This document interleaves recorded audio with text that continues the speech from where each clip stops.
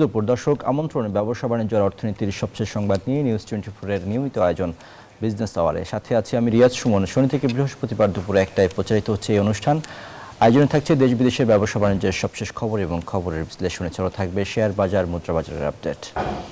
বর্তমানে বাংলাদেশের শ্রমবাজার মধ্যপ্রাচ্য নির্ভর। জনশক্তি কর্মসংস্থান ও প্রশিক্ষণ ব্যুরোর তথ্য অনুসারে 2025 সালে মোট 11,16,399 জন অভিবাসীর মধ্যে প্রায় 82.4% বা 9,19,981 জন গেছেন মধ্যপ্রাচ্যের দেশগুলোতে। এর মধ্যে সৌদি আরব একাই 30 থেকে 35% কর্মীর গন্তব্য। মোট রেমিটেন্সের 60%-এরও বেশি আসে এই অঞ্চল থেকে, যা শ্রমবাজারে একমুখী নির্ভরতার চিত্র তুলে ধরে। তবে সাম্প্রতিক ইরানের সাথে ইসরায়েল ও যুক্তরাষ্ট্রের যুদ্ধ বিশাল এই বাজারকে অস্থিতিশীল করে তুলেছে। ফলে জনশক্তি রপ্তানির ভবিষ্যৎ কী হতে পারে, এসব বিষয় নিয়ে আজ আমরা আলোচনা করতে চাই বিজনেস আওয়ারে। আমাদের সাথে অনলাইনে যুক্ত হয়েছেন অভিবাসন এবং শরণার্থী বিষয়ক বিশেষজ্ঞ জনাব আসিফ মনির। জনাব আসিফ মনির, নিশ্চয়ই আপনি আমাকে শুনতে পাচ্ছেন। যে বিষয়টি নিয়ে আজ আমরা কথা বলতে চাই যে বাংলাদেশের জনশক্তি রপ্তানির ভবিষ্যৎ কী, সেই জায়গাটাতে আসলে প্রথম যে বিষয়টি আপনার কাছে প্রশ্ন রাখতে চাই সেটা হচ্ছে যে বাংলাদেশের মোট প্রবাসী কর্মীর 75 থেকে 80%ই কর্মরত মধ্যপ্রাচ্যে। মোট রেমিটেন্সের 60%-এর বেশি আসে এই অঞ্চল থেকে। কিন্তু মধ্যপ্রাচ্য যুদ্ধ পরিস্থিতির কারণে এটি কতটা ঝুঁকি তৈরি হয়েছে, এই বাস্তবতাটা যদি আপনি বলতেন আপনার জায়গা থেকে। ধন্যবাদ আমাকে এখানে আমন্ত্রণ জানানোর জন্য। যেটা হচ্ছে যে মধ্যপ্রাচ্যের যেটা শ্রমবাজার আপনি বলছেন, এটা মূলত প্রাইভেট সেক্টর কেন্দ্রিক, মানে যদিও সরকারি অনুমোদনেই ব্যাপারটা হয়, কিন্তু এমনিতে আগে থেকেই এই ইরানের সাথে যুদ্ধের আগে থেকেই এখানে এক ধরনের একটা বলা চলে যে কিছুটা এক কেন্দ্রিক। আপনি যেটা বলছিলেন সৌদি আরব, কিছুটা আরব আমিরাত এবং আশেপাশের কোন কোন দেশে কিছুটা ছিল, এবং এটা অনেক বছর ধরে 70-এর দশকের পর থেকে শুরু হয়েছে, চলছে। কিন্তু এই গত অনেক বছর ধরেই এখানে কোনো দ্বিপাক্ষিক চুক্তি নেই। দ্বিপাক্ষিক সমঝোতা স্মারক আছে, সেগুলো অনেক পুরনো, এগুলো আপডেটেড না। অর্থাৎ এই দুই সরকারের মধ্যে এটাকে নিয়ন্ত্রণ বা এটাকে নজরদারি, এটাকে আরো উন্নত করার যে প্রক্রিয়া, সেটার আনুষ্ঠানিক সরকারি কোনো প্রক্রিয়া তেমন নাই। তো এটা অনেকটা ব্যক্তি পর্যায়ে অথবা রিক্রুটিং এজেন্সি যারা আছে তাদের উদ্যোগে, অথবা যারা আগে প্রবাসী বাংলাদেশে আছে সেখানে বিশেষ করে মধ্যপ্রাচ্যে, তাদের উদ্যোগে প্রক্রিয়াটা চলে। কাজে এটা এমনিতেই একটু নড়বড়ে ছিল। এখন এই যুদ্ধকালীন সময় সেটা আরেকটু নড়বড়ে হয়েছে, বিশেষ করে যেহেতু এটা প্রভাব মধ্যপ্রাচ্যের বিভিন্ন দেশে পড়েছে। তো সেখান থেকে এটা আরো জটিল একটা জায়গা। যদিও গত বছরে অন্তর্বর্তীকালীন সরকারের সময় সৌদি আরবের সাথে একটি চুক্তি হয়েছে, যদিও সরকারের বাইরে আমরা যারা আছে আমরা সেটার কন্টেন্ট পুরোপুরি জানি না, কিন্তু যেটুকু শুনেছি যে সেটাতে কিছুটা স্কিলড মাইগ্রেশন অর্থাৎ দক্ষ মানুষ যাওয়ার ব্যাপারে একটা আলোচনা হয়েছে। সমস্যা হচ্ছে যে যে ধরনের দক্ষতা মধ্যপ্রাচ্য বা যে কোনো দেশের জন্য দরকার, সেই অনুযায়ী প্রশিক্ষণের ব্যবস্থা আমাদের এখানে নাই। কাজে এই চুক্তি হওয়া দিয়ে আসলে খুব একটা অগ্রগতি হয়নি বা হবে না। এটা শুধু সৌদি আরব বলে না, যে কোনো দেশের জন্যই। আপনি যেটা বলছিলেন আমাদের প্রবাসী কর্মী যারা, এরা দেখা যায় যে অনেকেই ক্লাস 7-8 পর্যন্ত পড়া পুরুষদের ক্ষেত্রে, নারীরা প্রায় একেবারেই নিরক্ষর, এবং হাতে কলমে মানে কিছুটা ওই নিজে করতে করতে শেখা। প্রাতিষ্ঠানিক কোনো প্রশিক্ষণ তাদের খুব একটা থাকে না, যেটা থাকে অনেক সময় যাওয়ার আগে হয়তো 1 মাসের 2 মাসের। তো ওই ধরনের প্রশিক্ষণে খুব একটা কাজ কিন্তু ওখানে হয় না। তবে অনেক দিন ধরে যেহেতু বাংলাদেশিরা যায়, বাংলাদেশিদের একটা সুনাম আছে, কর্মঠ তারা, এবং তারা কাজ শিখে নিতে পারে, সেভাবে চলে। কিন্তু পুরো প্রক্রিয়ার মধ্যে তারা এক্সপ্লয়েটেড হয়, বেশি টাকা দিয়ে যেতে হয়, ওখানে গিয়ে তারা যে বেতন চায় সেই বেতন পায় না, বেশি সময় কাজ করানো হয়, এইভাবে কিছুটা অনিয়ম গুলা হয়। কারণ দেখা যায় যে তাদেরকে এক্সপ্লয়েট করা যায়। সাধারণ সাদাসিধে মানুষ তারা খাটে, এবং তাদের এক ধরনের একটা, যেহেতু এখানে লোন করে যায়, ধার নিয়ে যায়, এটা শোধ করার একটা তাগাদা থাকে, কাজে তারাও এই চাপটা বা কষ্টটা সহ্য করে নিয়ে কাজ করে যায়, এবং সেইভাবে তারা এক্সপ্লয়েটেড হয় সেখানে। আমরা শুনতে পাচ্ছি যে এই মধ্যপ্রাচ্য কেন্দ্রিক শ্রমশক্তি বা রপ্তানি বা হচ্ছে শ্রমবাজারের পাশাপাশি ইউরোপের দিকে আসলে শ্রমশক্তি বাড়ানোর কাজ করছে সরকার। এই বর্তমান বাস্তবতা এটা কতটা সফল হবে এবং আমাদের যে জনশক্তি রপ্তানির যে অতীত রেকর্ড, সেই রেকর্ডের বাস্তবতা এটা আপনি কিভাবে দেখেন? এটা আপাত দৃষ্টিতে ভালো মনে হতে পারে, কিন্তু আমরা একটু আগে আপনার সাথে কথা বলছিলাম যে আমরা শ্রমজীবী মানুষের কথা বলছি যারা প্রায় নিরক্ষর বা ম্যাট্রিক পাস না, এবং ভাষাগত দক্ষতা আমরা যদি বলি যে আন্তর্জাতিকভাবে যেটা বেশি চলে ইংরেজি ভাষা, সেই দক্ষতাটাও খুবই কম। আমাদের শিক্ষা ব্যবস্থার মধ্যেও সেটা কম, বিশেষ করে প্রাতিষ্ঠানিকভাবে আমরা যেই দ্বিতীয় ভাষা যদি বলি ইংরেজি শিখি, সেটা আসলে আলাপচারিতা চালানোর জন্য খুব একটা সুবিধা হয় না, আমরা গ্রামারটা শিখি। তো এই বেসিক জায়গায় যেহেতু সংকটটা রয়ে গেছে আমাদের শিক্ষা ব্যবস্থা, আমি বলছি মেইন স্ট্রিম শিক্ষা ব্যবস্থা বলেন, মানে ইংলিশ মিডিয়াম শিক্ষা ব্যবস্থা বাদে, তো সেখানে এই জায়গাটায় যদি আমরা ইউরোপের কথা চিন্তা করি, এখানে মাঝখানে একটা পর্যায়ে কিন্তু বাদ থেকে যাচ্ছে। সেটা হচ্ছে যে এখন যেটা সাম্প্রতিককাল আলাপ আলোচনা হচ্ছে সেটা হচ্ছে যে সাউথ সাউথ মাইগ্রেশন। হ্যাঁ, অর্থাৎ এশিয়ার ভেতরে, এখন এশিয়ার ভেতরেও আমরা অনেক সময় অনেক বড় জায়গাগুলো চিন্তা করি, জাপান, চায়না, এগুলো। কিন্তু এখন আছে দক্ষিণ পূর্ব এশিয়ায়, আমরা মালয়েশিয়ার কথা বলি, সিঙ্গাপুর, হংকং, এখানে কিছুটা চেষ্টা হয়েছে। কিন্তু এর বাইরেও আরো অনেক দেশ আছে এশিয়ার ভেতরে যারা তুলনামূলকভাবে বাংলাদেশের চেয়ে উন্নত, এবং সেখানে অভিবাসী কর্মী যেতে পারে সেই অনুযায়ী যদি তাদেরকে প্রশিক্ষণটা দেওয়া হয়। তো এক লাফে মধ্যপ্রাচ্য থেকে ইউরোপে যেতে গেলে সংকট অনেকগুলো আছে। ইউরোপের মোটা দাগে সংকটগুলো যদি বলি, ইউরোপে যদি দক্ষ মানুষ যেতে হয় তাকে ভাষার একটা দক্ষতা লাগবে, এবং যদি আমরা বলি যে লিগ্যাল মাইগ্রেশন অর্থাৎ বৈধভাবে যাওয়ার যে বিষয়টি, সেটি হতে গেলে তার বেসিক কিছু স্কিল লাগবে। এবং এখন প্রযুক্তি নির্ভর বিশ্ব যেহেতু এগিয়ে চলেছে, সামনে এআই নির্ভর হবে, এই জায়গাটায় কিন্তু যদি আমরা ভাবি যে কর্মী যারা গ্রামের একটা সহজ সাধারণ মানুষ, সেই ইউরোপে গিয়ে কিন্তু ওই ওখানকার সাধারণ কাজগুলো ঠিক মতো করতে পারবে না, এবং তখন যেটা হয় যে সে আলটিমেটলি একটা রাস্তা তাকে মরিয়া হয়ে খুঁজে নিতে হয়। যারা যায়, যাওয়ার ক্ষেত্রেও তাকে অবৈধভাবে যেতে হয় বা যায়, এবং ওখানে গিয়েও কাজটা তাকে কিন্তু নিয়মিত কাজটা সে পায় না। আরেকটা জায়গা হচ্ছে ইউরোপের যে কয়টা দেশে এ পর্যন্ত চেষ্টা করা হয়েছে, আমি ইতালি, গ্রিস, স্পেন এইসব দেশের কথা বলছি না, এর বাইরে যেমন পূর্ব ইউরোপের কিছু কিছু দেশে, সেখানে মূলত কাজটা কিন্তু সিজনাল।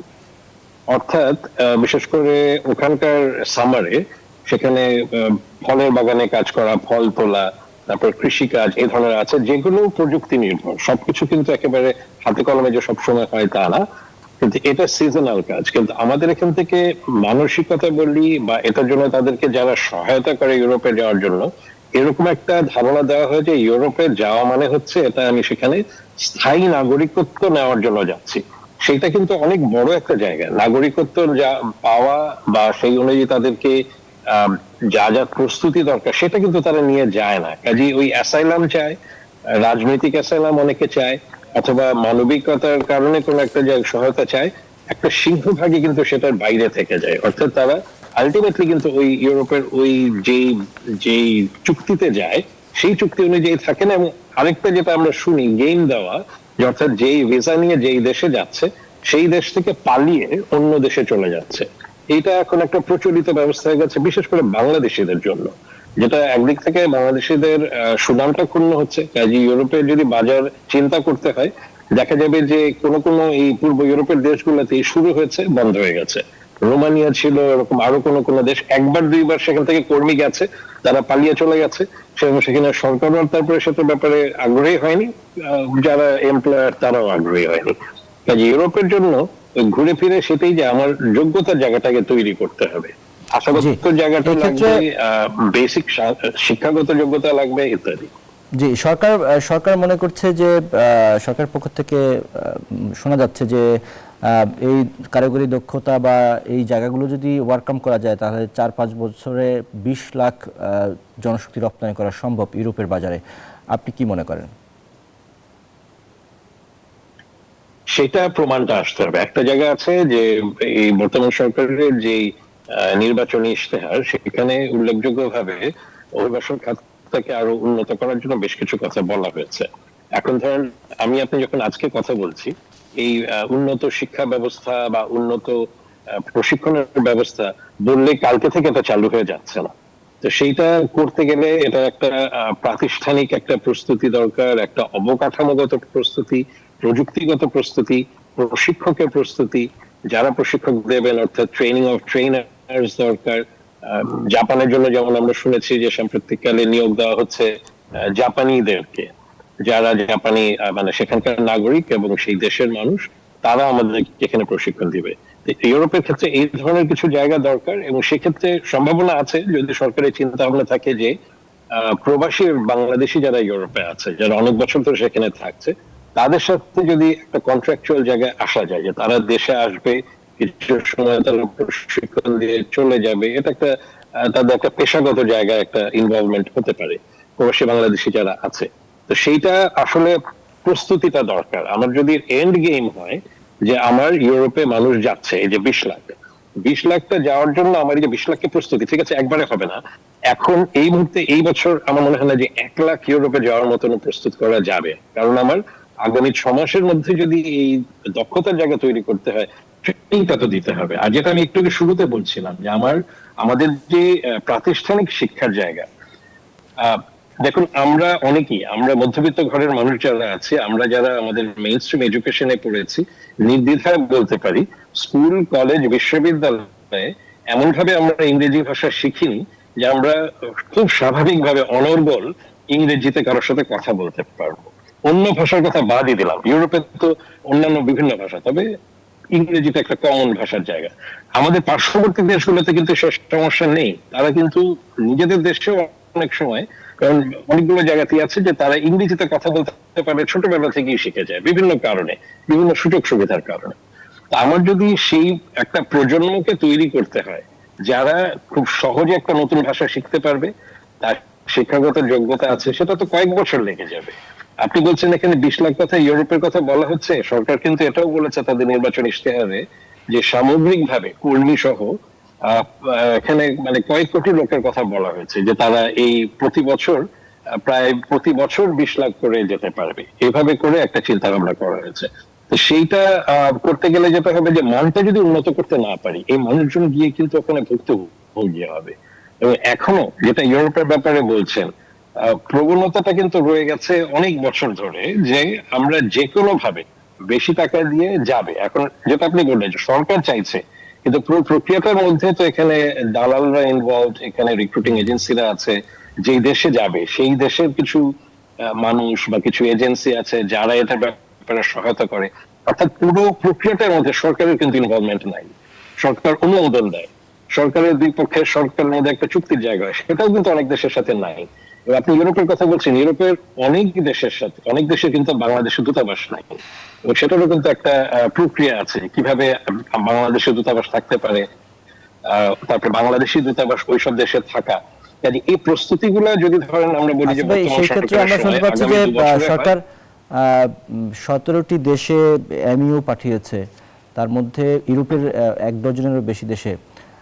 এই এমইউ পাঠালে আসলে সেটার ভবিষ্যৎটা কি দাঁড়ায়, মানে এটাতে আসলে কোনো কাজ আসে, মানে এটা নিয়ে যদি একটু বলেন।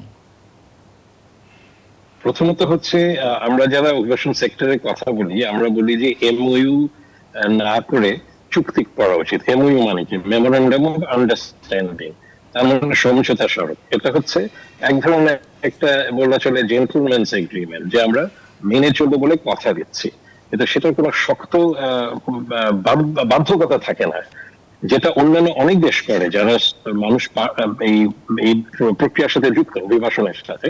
অন্যান্য অনেক দেশ যেটা করছে সেটা করে বাইল্যাটারাল এগ্রিমেন্ট। এখন এই সমঝোতা স্মারক এবং চুক্তি, এই দুটার একটা নৈতিক পার্থক্য রয়েছে।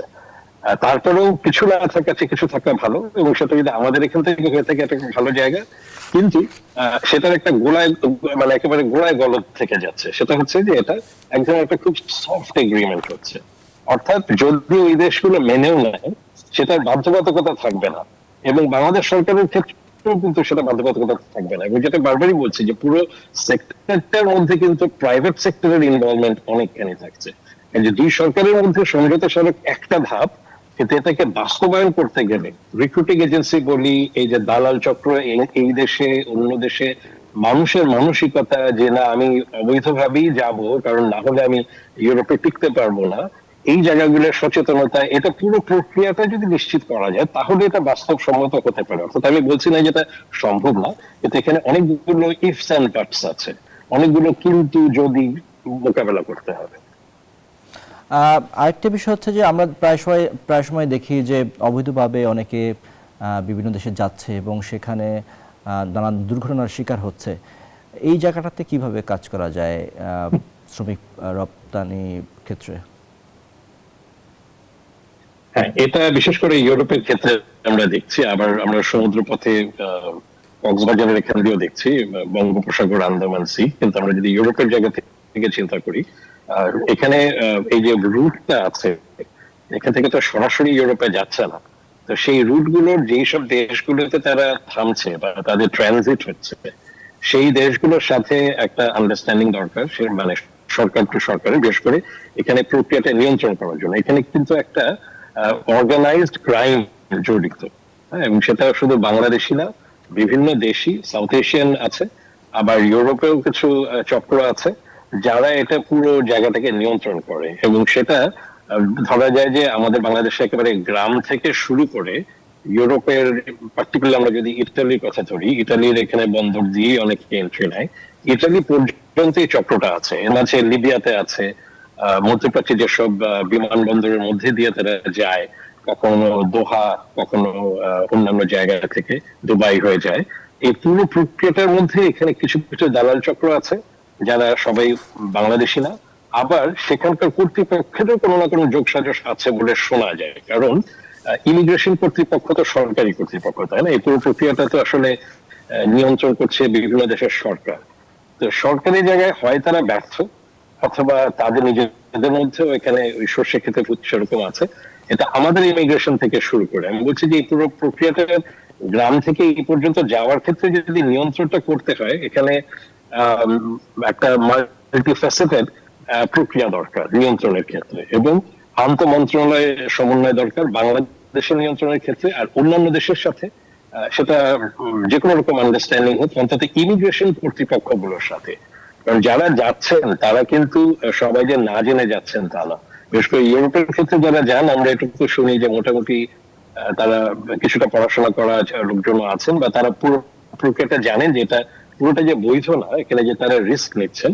কারণ যারা যান তারা তরুণ সম্প্রদায়।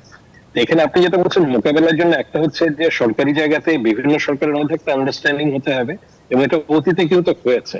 ইউএন এর কিছু সংস্থা সহায়তা করেছে যা দিয়ে এই ইন্টারন্যাশনাল ক্রিমিনাল গ্যাং গুলোকে আইনের আওতায় আনা গেছে। কিন্তু সেটা প্রকল্প ভিত্তিক হয়েছে। প্রকল্প ভিত্তিক করা যাবে না, বা প্রকল্প ভিত্তিক হলে চলমান থাকতে হবে। আর হচ্ছে সচেতনতার জায়গাটা এভাবে দরকার যে সেখানে কিছুটা আইনের যে বাধ্যবাধকতা আছে, কারণ আইন বহির্ভূত ভাবে বিদেশ যাওয়া, বিশেষ করে সে যদি যে উদ্দেশ্যে সে ভিসাটা নিয়েছে সেই পারপাসে যদি না নেয়, কারণ আপনি দেখবেন যে যারা এখান থেকে ইউরোপের জন্য যাচ্ছে তার পাসপোর্টে কিন্তু ইতালি ভিসা থাকছে না অনেকের ক্ষেত্রেই। যারা এই বিভিন্ন পথ দিয়ে যাচ্ছে তাদের মধ্যপ্রাচ্যের কোনো না কোনো দেশের ভিসা, এমনকি লিবিয়ান অথরিটিরও একটা সেখানে সিল থাকছে। এটা একটা রেড সিগন্যাল হওয়া উচিত যে যারা লিবিয়ায় তার চূড়ান্ত গন্তব্য দেখাচ্ছে, লিবিয়াতে তো আসলে শ্রমবাজার নেই সেখানে, কাজে এটা একটা রেড সিগন্যাল অনুযায়ী এটাকে নিয়ন্ত্রণ করার একটা চেষ্টা করা উচিত।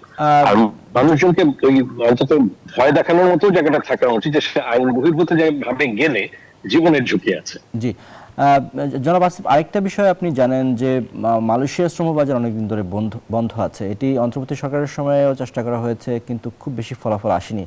বর্তমান সরকারও এই বিষয়ে আন্তরিক, আমরা দেখেছি ইতিমধ্যে উপদেষ্টা এবং মন্ত্রী সেখানে বৈঠক করতেও গিয়েছেন।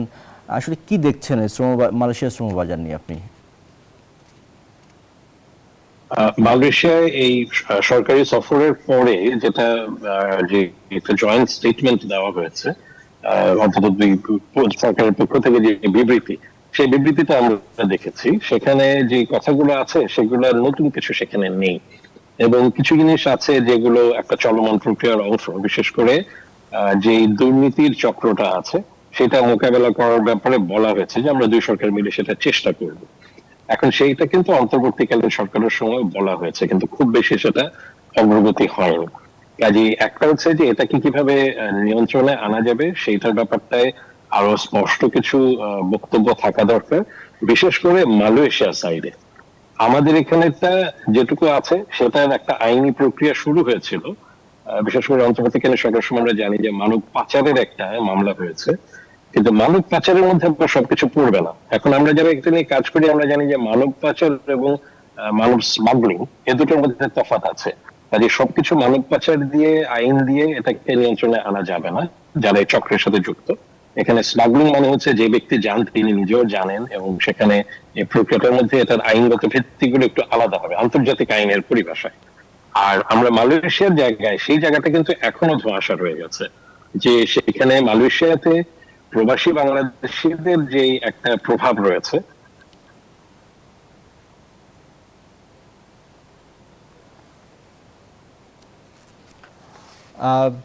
জনাব আসিফ, আপনি নিশ্চয়ই আমাদের সাথে আছেন। আমাদের আজকের আলোচনায় আপনি এবং মালয়েশিয়ার হবে। জি,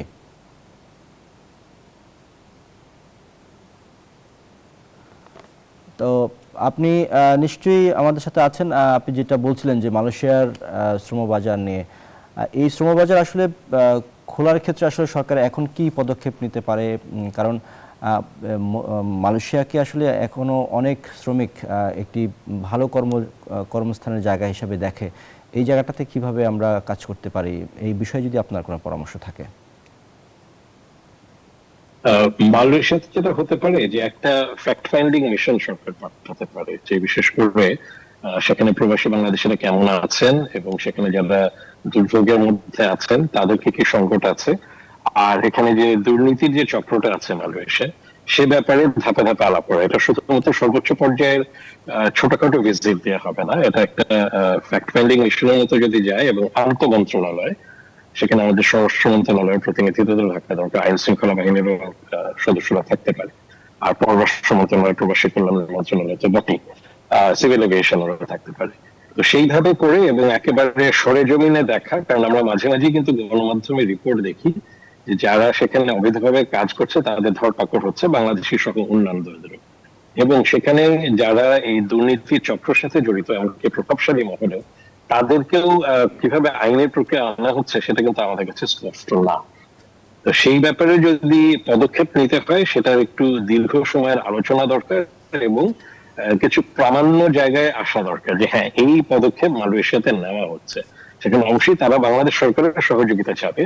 মালয়েশিয়াতে আরেকটা সুযোগ আছে, সেটা হচ্ছে মালয়েশিয়াতে কিন্তু বেশ কিছু মানবাধিকার। দর্শক, এই পর্যায়ে দেখে নিতে চাই আজকের খবরের কাগজে গুরুত্বপূর্ণ কিছু শিরোনাম। আমাদের কাছে কিছু শিরোনাম আছে, সেগুলো একটু দেখতে চাই। আমরা প্রথমে দেখতে পাচ্ছি বিজনেস স্ট্যান্ডার্ড, তারা শিরোনাম করেছে ইস্টার্ন রিফাইনারি সম্প্রসারণে $100 কোটি ঋণ, আইডিবির সাথে বিস্তারিত আলোচনায় সরকার।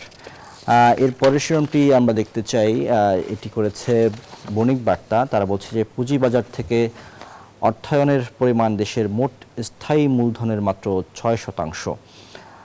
এখানে যেটি বলা হচ্ছে যে দেশের গ্রোস ফিক্সড ক্যাপিটাল ফরমেশন বা মোট স্থায়ী মূলধনের সঙ্গে তুলনা করলে এর পরিমাণ দাঁড়ায় মাত্র 6%।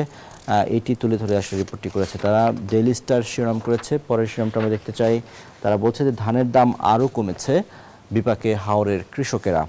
আমরা জানি কয়েকদিন ধরে আসলে বন্যায় প্লাবিত হয়েছে হাওরের বিভিন্ন অঞ্চল, সে কারণে আসলে ধানের যে ধান কাটা এবং ধানের দাম নিয়ে একটি বিপাকে রয়েছেন কৃষকরা, সেটি নিয়ে আসলে তারা সংবাদটি করেছে। পরের শিরোনামটি আমরা দেখতে পাচ্ছি সমকাল করেছে, তারা বলছে যে ঋণের আওতা বাড়াতে চায় প্রবাসী কল্যাণ ব্যাংক।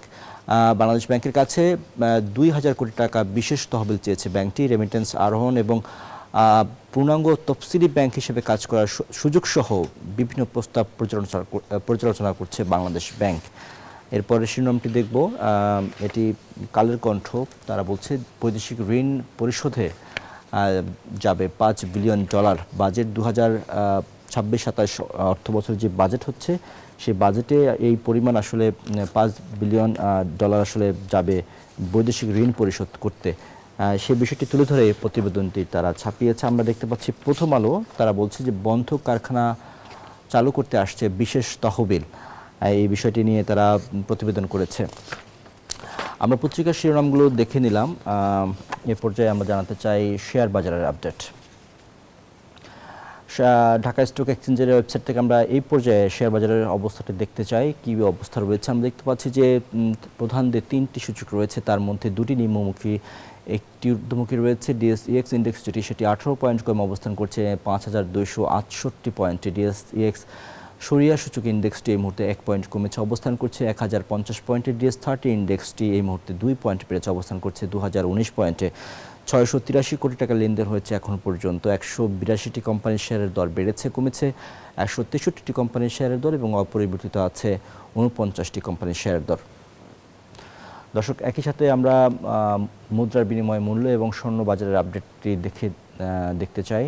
আমরা যদি শুরুতে দেখি যে মুদ্রার বিনিময় মূল্য, মার্কিন ডলার 122 টাকায় ক্রয় হয়ে বিক্রি হচ্ছে 123 টাকায়, ইউরো 142 টাকায় ক্রয় বিক্রি হচ্ছে 145 টাকায়, পাউন্ড 159 টাকায় ক্রয় হয়ে বিক্রি হচ্ছে 166 টাকায়, চীনা ইউয়ান 16 টাকায় ক্রয় বিক্রি হচ্ছে 18 টাকা 60 পয়সায়, সৌদি রিয়াল 32 টাকায় ক্রয় হয়ে বিক্রি হচ্ছে 32 টাকা 90 পয়সা এবং ভারতীয় রুপি 1 টাকা 30 পয়সায় ক্রয় হয়ে বিক্রি হচ্ছে 1 টাকা 45 পয়সায়।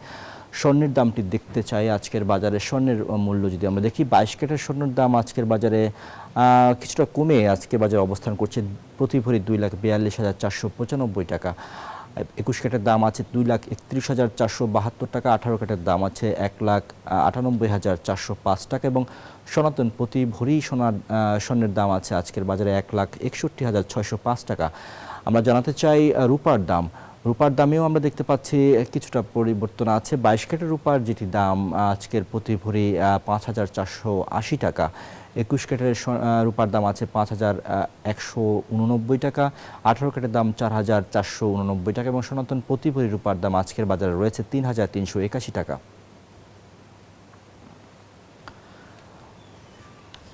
দর্শক, আমরা হাওরের খবর জানতে চাই।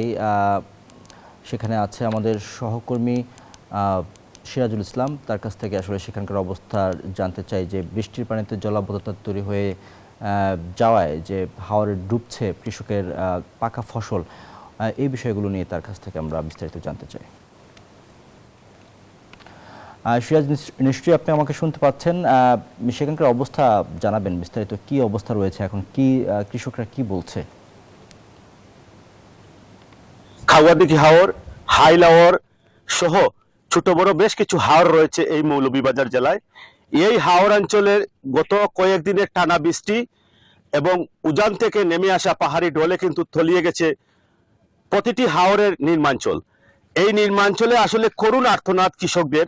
তারা এই কয়েকদিন আগেও যেখানে তারা স্বপ্নের ফসল বুরু ধান, তারা যেখানে ফসল ফলিয়ে কিন্তু পুরো 1 বছর তারা তাদের পরিবার পরিজন এবং লোন এবং এনজিও থেকে ঋণ সুদে লাভে আসলে তারা কিন্তু এখানে নিয়ে এসেছিল। এসে কিন্তু স্বপ্নের ফসল তোলার জন্য হয়তো আর কয়টা দিন সময় পেলেই তারা কিন্তু এই স্বপ্নের ফসল গড়ে তুলতে পারত। আমি একটু জানিয়ে রাখি, এই অঞ্চলে শতকরা 30% জমির মালিক কিন্তু বুরু চাষ করে, আর বাকি 70% কিন্তু বর্গা চাষি, যারা দিনমজুর খেটে খাওয়া মানুষরাই কিন্তু করেছে। কিন্তু একটা জিনিস লক্ষণীয়, সেটা হচ্ছে গিয়ে এই হাওর অঞ্চলের বাগি বা বর্গা চাষিরা কিন্তু সরকারিভাবে কিন্তু তারা সার বীজ সহ অন্যান্য কিন্তু তারা পাচ্ছেন না, সুযোগ সুবিধা পাচ্ছেন না। আমি এখানে কথা বলবো, আসলে এই হাওরের কি অবস্থা একটু বলেন তো ভাই। এই হাওরের মধ্যে 150 মধ্যে ভাই 30%, 20% ধান কাটা হয়েছে, 70% ভাই পানি চলে যাচ্ছে। কি অবস্থা কৃষকদের অবস্থা খুব খারাপ ভাই। আসলে একজন কৃষকের কথা শুনছিলাম, আসলে ভয়াবহ রূপ নিয়েছে কিন্তু হাওর অঞ্চলের কৃষকদের জীবনযাপন।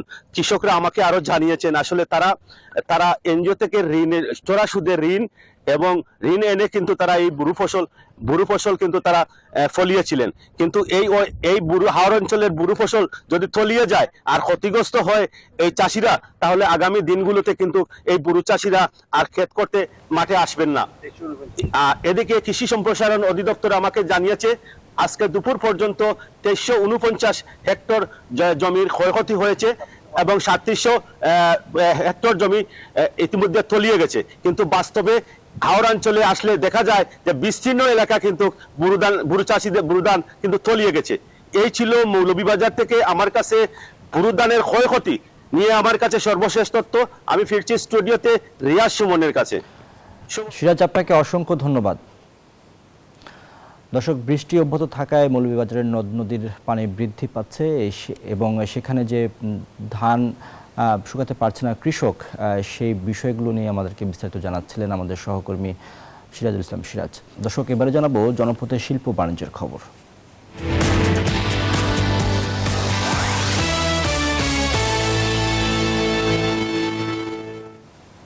উত্তরের কৃষি নির্ভর জেলা নীলফামারীতে প্রথমবারের মতো বাণিজ্যিকভাবে শুরু হয়েছে পেঁয়াজের বীজ উৎপাদন। কৃষির এই নতুন উদ্যোগ শুধু ফসল উৎপাদনেই নয়, বরং বীজ খাতেও গুরুত্বপূর্ণ ভূমিকা রাখতে পারে বলে মনে করছেন সংশ্লিষ্টরা। শুভ্রতার মাঝে ঠাঁই দাঁড়িয়ে মানুষ ব্যস্ত সময় পার করছেন পেঁয়াজের বীজ উৎপাদনে। এবছর নীলফামারীর উর্বর জমিতে প্রথমবারের মতো শুরু হয়েছে পেঁয়াজের বীজ উৎপাদনের কাজ। দেশের অন্য অঞ্চলের অভিজ্ঞতা কাজে লাগিয়ে পরীক্ষামূলকভাবে শুরু হওয়া এই আবাদ এখন দেখাচ্ছে সম্ভাবনার আলো। বাংলাদেশে পেঁয়াজের বীজের উৎপাদন কয়েকটি অঞ্চলের মধ্যেই সীমাবদ্ধ, ফলে প্রতি বছরই দেখা দেয় বীজের ঘাটতি। নির্ভর করতে হয় আমদানির উপর। সেদিক থেকে নীলফামারীর পেঁয়াজের বীজের এই খামার কৃষিতে নতুন সম্ভাবনার দ্বার খুলবে বলে দাবি সংশ্লিষ্টদের। নাটোর থেকে মোটামুটি ভাবে কিছু পেঁয়াজের বাল্ব নিয়ে এসে সেটা এই জায়গায় রোপণ করি। এই ফুলগুলোতে আমরা হাত পরাগণ করি। হাত পরাগণ করলে ফুলের বীজটা ভালো হইবে। বিশেষজ্ঞরা বলছেন, উন্নত মানের বীজই একটি ফসলের উৎপাদনশীলতা ও গুণগত মান নির্ধারণের সবচেয়ে গুরুত্বপূর্ণ নিয়ামক। পেঁয়াজের বীজ উৎপাদন অধিক লাভজনক হওয়ায় স্থানীয় কৃষকদের মাঝেও ব্যাপক আগ্রহ বেড়েছে বলে দাবি এই কৃষি কর্মকর্তার। কখন কি সার লাগবে, কখন কি রোগের ওষুধ দিতে হবে, কখন কোন প্রকার ওষুধ দিতে হবে, সেটা আমরা কারিগরি পরামর্শ দিয়ে যাচ্ছি। কৃষি বিভাগ বলছে, নীলফামারীর মাটি ও আবহাওয়া পেঁয়াজের বীজ উৎপাদনের জন্য যথেষ্ট উপযোগী। প্রযুক্তি নির্ভর চাষাবাদ, রোগবালাই ব্যবস্থাপনা এবং সঠিক পরিচর্যার মাধ্যমেই এ খাতকে এগিয়ে নিতে দেয়া হচ্ছে প্রয়োজনীয় কারিগরি সহায়তা। কারিগরি সহযোগিতা দিচ্ছি।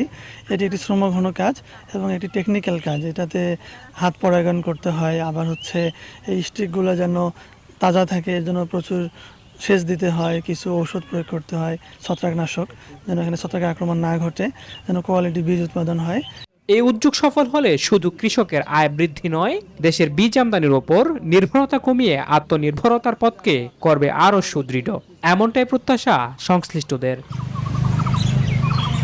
Desk report, news 24। দর্শক, এনসিপির আয়োজনে জ্বালানি অর্থনীতি, মানবাধিকার ও গণভোট বিষয়ক কনভেনশন চলছে। সেখানে এই মুহূর্তে কথা বলছেন ক্যাবের জ্বালানি উপদেষ্টা অধ্যাপক এম শামসুল আলম। আমরা সরাসরি যাচ্ছি সেখানে। মণি ঘুমালো, পাড়া জোড়ালো, বর্গী হলো দেশে। সেই বর্গীদের আক্রমণ থেকে আত্মরক্ষা করার জন্য, জনগণকে সুরক্ষা দেওয়ার জন্য, লুণ্ঠনের হাত থেকে বাঁচানোর জন্য আলীবর্দী খাঁ তাদের সঙ্গে রাজস্বের 1/4 অংশ চাঁদা দিয়ে এবং উড়িষ্যার তাদের হাতে তুলে দিয়ে এবং বকেয়া কিছু চাঁদা পরিশোধ করে তাদের সঙ্গে চুক্তিবদ্ধ হয়েছিল। সেই 1751 সাল। তখন রাজস্ব শেয়ার করতে হলো দুর্বৃত্ত গোষ্ঠীর সঙ্গে, মারাঠাদের সঙ্গে, যাই হোক। তখন সার্বভৌমত্ব, রাষ্ট্রের সার্বভৌমত্ব, সরকারের সক্ষমতা তখনই কোশ্চেনেবল হয়েছিল। নেক্সট 1757 সালে সিরাজদৌলার পতনের পরে দেখা গেল বাণিজ্য দখলে চলে গেল ইস্ট ইন্ডিয়া কোম্পানির। তারপরে দখলে চলে গেল রাজস্ব, শতভাগ দখলে নিয়ে নিল ইস্ট ইন্ডিয়া কোম্পানি। তারপরে দেশটাও নিয়ে নিল। তারপরে 1947 সাল বাংলাদেশ সহ পাকিস্তান তৈরি হলো এবং সেখানে দেখা গেল যে রাষ্ট্রের সুযোগ সুবিধা এবং রাজস্ব বন্টনে বৈষম্য দেখা দিল। তারপরে তৈরি হলো 1971 সাল। 71 সালে বাংলাদেশ জন্মগ্রহণ করলো এবং সেখানে বলা হলো দেশটা গণপ্রজাতন্ত্রী বাংলাদেশ। তারপরে 1990 সালে দেখা গেল যে স্বৈরাচারের পতন হলো। এই জ্বালানি খাতের সংস্কার তখন দৃশ্যমান হলো এবং তখন দেখা গেল কাকফো, সেখানেও একতরফাভাবে ক্ষমতা চলে যাচ্ছে। রাত্রে লোকজন ডেকে নিয়ে এসে কাকফোর সঙ্গে চুক্তি করা হলো রাষ্ট্রের সার্বভৌম ক্ষমতা দিয়ে বিদেশিদের স্বার্থ সংরক্ষণ করা হলো। এখনও আধুনিকতার ছোঁয়া লাগেনি কামারদের পেশায়। পুরনো নিয়মেই লোহা আগুনে গলিয়ে তৈরি হচ্ছে প্রয়োজনীয় সরঞ্জাম। জীবিকা নির্বাহে কষ্ট হলেও বাপদাদার ঐতিহ্য ধরে রাখতে এই পেশা আঁকড়ে ধরে আছেন কর্মকাররা। তবে ততটা বাড়েনি শ্রমের মূল্য, মেলেনি কোনো সহায়তা। বগুড়া থেকে আব্দুর রাজ্জাকের পাঠানো তথ্যচিত্রে দেখুন ডেস্ক রিপোর্ট। আলটিমেটলি আন্দোলনের কেন্দ্রবিন্দুতে পরিণত হলো। এলিহান শিখা আর হাতুড়ির তালে তালে গড়ে উঠছে শিল্প। লোহার পাত পিটিয়ে নিখুঁত আকারে রূপ দিচ্ছেন কর্মকার, যা শুধু পেশা নয়, এক ঐতিহ্যের গল্প। বয়স ৮০ ছুঁই ফটিকচন্দ্র আর প্রফুল্লচন্দ্রের। বয়সের ভারে ঠিক আগের মতো কাজ করতে না পারলেও এখনো ধরে রেখেছেন বাপদাদার পেশা। এদিকে বগুড়ার সদর উপজেলার আশকোলা কামারপাড়াতেও একই চিত্র। অর্ধশতাধিক পরিবার আজও ধরে রেখেছেন তাদের ঐতিহ্য। দক্ষতার ছোঁয়ায় সাধারণ লোহা হয়ে ওঠে প্রয়োজনীয় সরঞ্জাম। সারা বছর কাজ করলেও কোরবানির ঈদ উপলক্ষে ব্যস্ততা বাড়ে তাদের। কাজ বাড়লেও শ্রমের মূল্য বাড়েনি বলে দাবি কামারদের। বর্তমানে কাঁচি বেশি বানায়, আর আগে দাও কুড়াল বটি হ্যান ত্যান এগুলো বানাচ্ছিলেন। এখন আর পারি না, বয়স হয়ে গেছে, এখন এই কাঁচির কাজটা করি। বাপদাদার পৈতৃক আমল থেকে যে কাজটা ওরা করে আসছে আর কি, সেটাই আমরা হাল ধরে আসছি। কিন্তু ঘটনাতে সেই হিসেবে আমরা এখন এই কাজের কোনো মূল্য পাই, সরকারি কোনো সহযোগিতা আমরা পাই না, আর শ্রমের হিসাব তো হয় না, ওইভাবে হয় না। আমরা মানে কর্মচারী খাটাই, তো কর্মচারী খাটে হয়তো শেষে দেখা যায় হয়তো সামান্য কিছু আমাদের মূল্য থাকে, চলে আর কি। কৃষি প্রধান ব্যবসাকে টিকিয়ে রাখার আহ্বান প্রবীণ এই কর্মকারের। কৃষি প্রধান ব্যবসা এটা, আমাদের দাও কুড়াল সত্তা এইগুলো তো কৃষকদের লাগে, তাই নাকি? তো এই ব্যবসাটা তো টিকে থাকা দরকার। আধুনিক প্রযুক্তির দাপট এবং উপকরণের দাম বাড়লেও বাপদাদার ঐতিহ্যবাহী পেশা ধরে রাখার চেষ্টা চালিয়ে যাচ্ছেন কামাররা। ঐতিহ্যের খাতিরেই ছাড়তে নারাজ এই পেশা। Desk report, news 24। এ ছিল বিজনেস আওয়ারের আজকের আয়োজন। এতক্ষণ সাথে থাকার জন্য ধন্যবাদ সবাইকে।